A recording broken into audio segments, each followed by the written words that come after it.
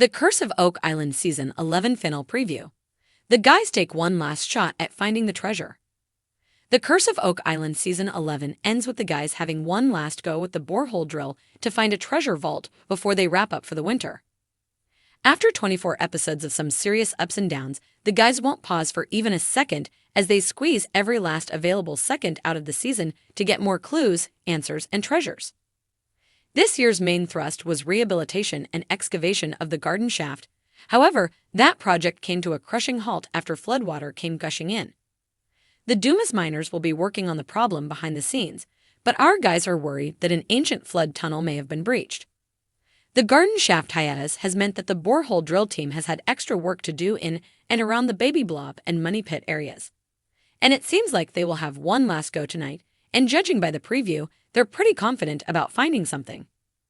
The guys sprayed a spot with a massive X, and Marty Lagina said, "That's the spot, man, I can feel it." Rick Lagina was overheard stating, "We've got a chance of actually finding treasure with this well." Oak Island team drill for treasure vault in Season 11 final. It's not clear exactly where the dig is happening, but it appears to be in the money pit area, likely near the baby blob and the garden shaft. Viewers and the Fellowship have been left disappointed in previous season finals. Still, this time could be different because the team increasingly has better scientific and technological techniques at their disposal. The History Channel episode synopsis reads, "As winter descends on Oak Island and clues continue to be uncovered, the Fellowship makes a final bold effort to find the treasure before operations cease for the winter. Oak Island team continues to find clues and artifacts up until the Season 11 final. Meanwhile, archaeologists Laird Niven and Emma Culligan have been studying an arrowhead in the lab. The preview showed Laird explaining that the arrow was likely made to penetrate chainmail, indicating that it is super old. Emma reckoned the metal composition indicated it was from the 16th century. Also, archaeologist Helen Sheldon finds two more lead weights buried at the rectangular stone feature on Lot 5 on tonight's show. In the preview, Jack Begley asked her what they would have been measuring, and she responded, "Gold." Finally, fans can expect to see the entire Fellowship gathered in the war room with a selection of some of the best artifacts recovered throughout the year displayed in front of them. They recover thousands of artifacts every season.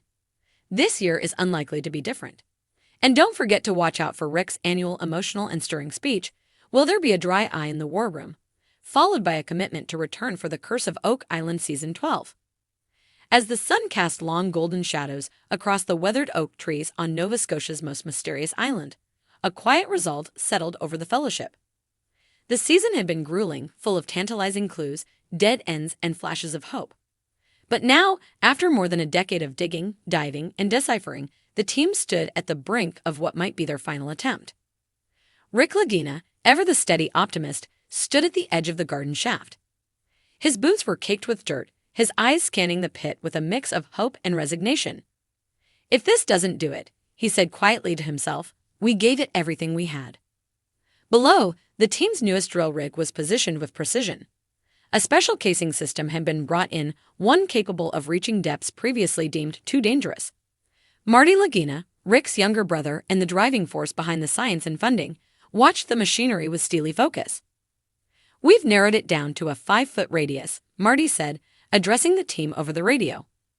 "If the treasure's there, we're going to hit it. This is it." Gary Drayton paced near the operation, his metal detector slung over his shoulder like an old rifle. Though the search today was underground, Gary's instincts told him something big was coming.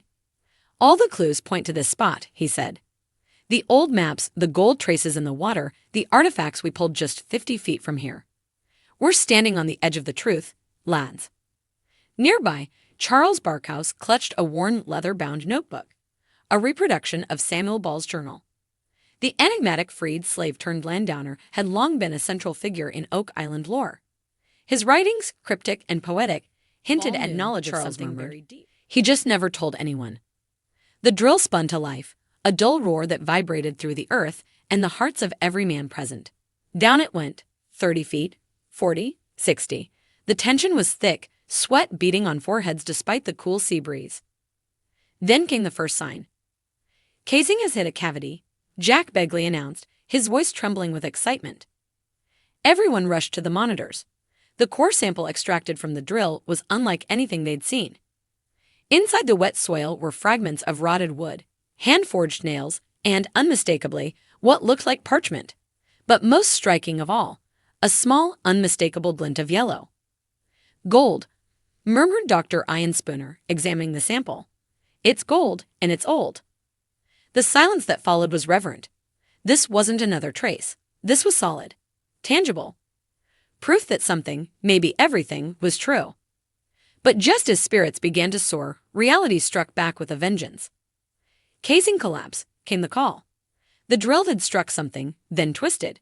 A groan echoed from below, followed by a shudder in the ground. The shaft, weakened by centuries of flooding and human interference, was beginning to cave. Marty swore, ordering everyone back. Engineers rushed in, trying to stabilize the system, but it was no use. The drill jammed, then buckled, sinking slightly as if being swallowed whole by the island itself. "She's fighting us," muttered Doug Crowell. "Like she always has."